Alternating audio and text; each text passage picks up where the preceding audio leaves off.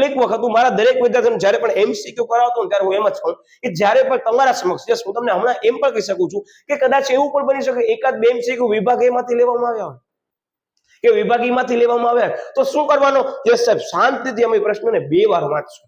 દરેક વિદ્યાર્થીને નમ્ર વિનંતી છે કે તમારી કોઈ પણ પરીક્ષા હોય વિભાગ A ના પ્રશ્નોને 2 વખત શાંતિથી વાંચો, પછી એનું અર્થઘટન કરો કે શું કહેવા માંગે છે. એટલે તમને ઓટોમેટિક આઈડિયા આવી જશે. સાહેબ, ઓપ્શન A ન હોય, ઓપ્શન B ન હોય, ઓપ્શન C ન હોય, વચ્ચે કયો? યસ, મે બી આ હોઈ શકે છે.